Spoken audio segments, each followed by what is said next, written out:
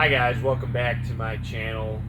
You might notice everything in here is looking pretty sad. It is mid-March and all of our winter crops are done. This was that Tokyo Bacana that I've talked about in the past couple videos, and it's going to seed. Most of it died in that -30 blast, so it didn't work out quite as well as I hoped. Basically, everything you're looking at here is something that didn't work out as well as I hoped. And you could look at it as a failure, but I don't actually, because we still have plenty of time to get another crop in here before we plant tomatoes in May. Um, and actually, what I'm probably going to end up doing with all of this is I've already started on these three, well, more like 6 beds, and I've started ripping out the old Tokyo Bacana, and we're going to be planting new crops in the paper pot transplanter, which I have lots of stuff growing, and we're going to be planting that in the next couple weeks for spring crop that'll probably be ready before May 1st or May 5th.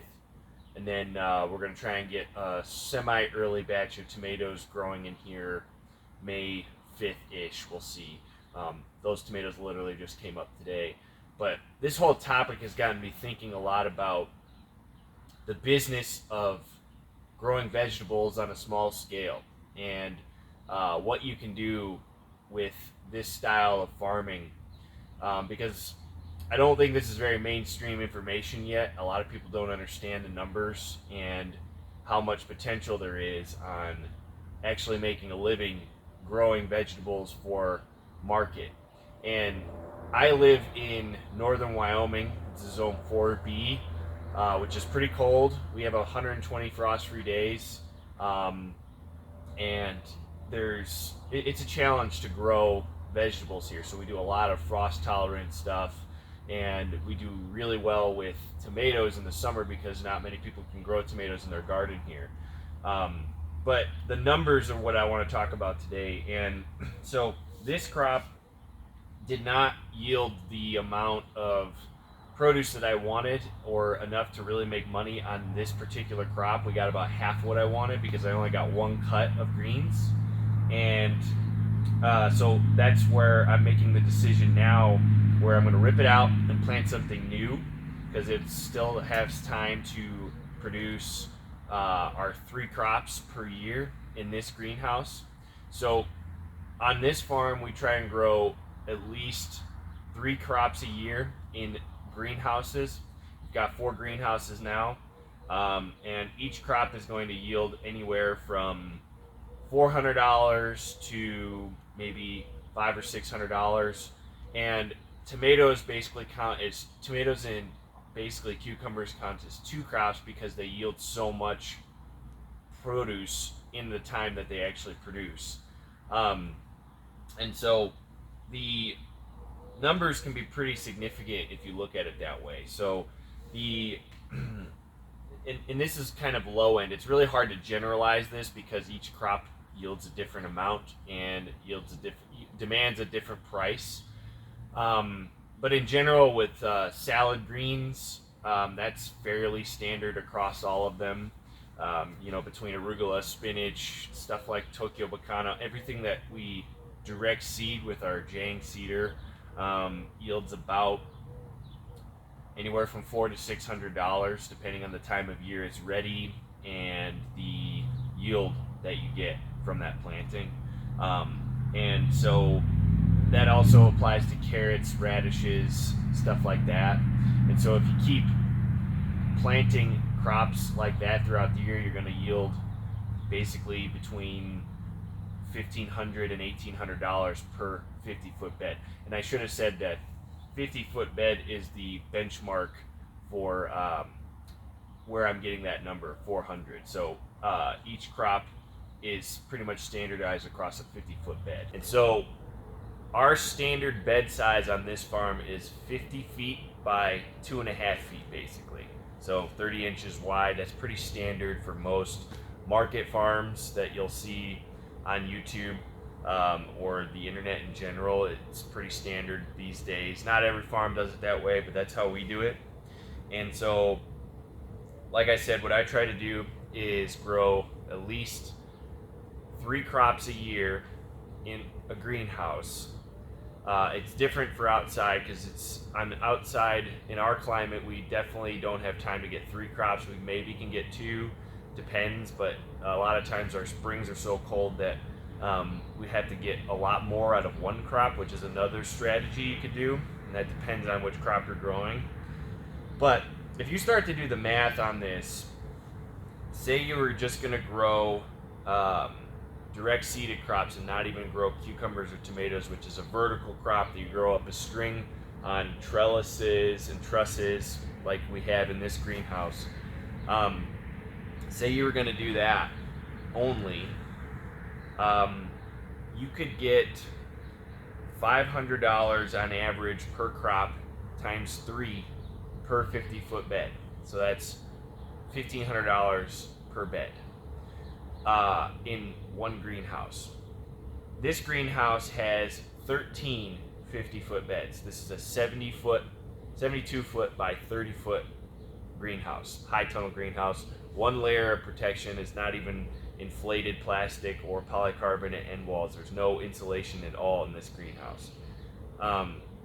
So if you do the math on that, 13 times $1,500, that's somewhere in the neighborhood of,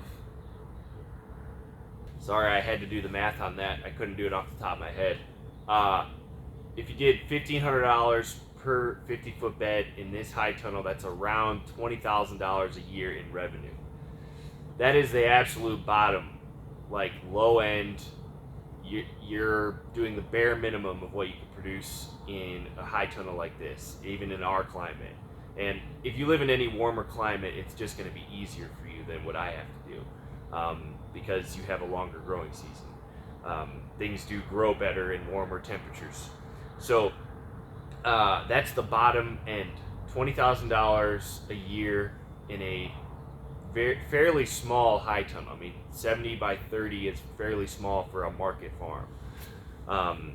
And we only have 1 of these. We only have 4 of these. I'm sorry. We have 4 tunnels. We have 2 100-foot Caterpillar tunnels that have 10 beds apiece in them right now. And we also have a smaller 48 by 30 foot tunnel.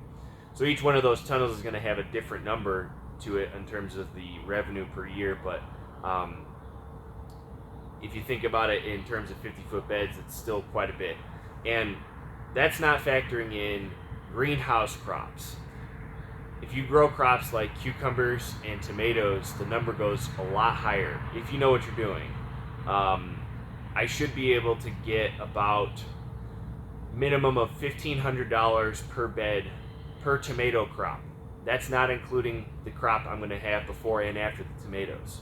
So if you do tomatoes or cucumbers, and cucumbers are even higher, it's roughly $2,000 if you do it right per bed, per cucumber crop. And cucumbers are even faster than tomatoes. So if you start to factor that in, the number goes up a lot. And if you start adding heat to get cucumbers and tomatoes earlier, the number goes even higher, because when you have the tomatoes and cucumbers ready, it's usually going to be in sometime like June or July, and you could charge a lot more for them. And that goes for other crops like carrots. If you have carrots ready in May, fresh carrots, you could easily charge 25% more than what you do in the summer, because nobody else will have them. So when you start to factor all that stuff in, you could easily get a lot more than $1,500 per bed. It just comes with skill. The better you get at doing this, you can have crops ready at the time people want them and are willing to pay a lot more for them. So I'd say you could easily bump that annual number per bed to $2,000. That makes it $26,000 in this greenhouse per year, minimum. Now, that may not sound like a lot, but this greenhouse cost me about, I'd say $11,000 to $12,000 in materials only to put up, and probably about 100 hours of my time to build. And I was pretty new at building, so it probably could have been less. But yeah, it was about 100 hours of my time. And from what I hear, when you put up one of these things, it's usually in the range of 100 to 130 man hours of time to build. So once you build it, it's done, and you might have to replace the plastic every couple years. And so over a period of a few years, this thing's going to produce $100,000 in revenue. So this business, at least in my climate, a lot of it has to do with greenhouse space, because you just get so much more production under plastic in a climate like ours. We get a lot of sun here, which helps, because sun makes it so much warmer in here. Today's overcast, so it's not as warm, but as soon as the sun comes out, it gets up to 80, 90 degrees in here, and we're in March. That just doesn't happen outside. So in our climate, the greenhouse space matters a lot, but even if you lived in a warmer climate, this concept still works. It's just about constantly producing throughout the year. So right here is an example of one of those crops where I'm going to be able to charge a lot more than what I would in the summertime. This is a bed of carrots, believe it or not, that I planted in February, and they're germinating really, really nicely right now in March, and they should be ready in May. If that happens, I've never been able to get them to germinate this well at this time of year, but it's been very warm, so I took a risk and I planted them in February, and it worked after about a month, and now they should be ready in about, I'm guessing 2 months. Its growth is always slower in the spring, but carrots are so valuable. They always sell like crazy. I'm selling out every last bit of storage carrots I have now. I have to slow down the sales of that crop. So not only is this crop going to generate more revenue for me than just the standard $400 a bed, it's probably going to be more like $600 per bed for this. It's also going to draw customers to help me sell things that grow much easier, like pea shoots or spinach. At that time, I'll have a lot of salad mix. And those crops are highly profitable, but they're difficult to sell on their own. But when you have a companion crop like this to sell with them, people go nuts for this crop, and they're going to buy salad mix along with the carrots that are going to be expensive. So there's a whole lot of strategies to make that number I mentioned earlier go up.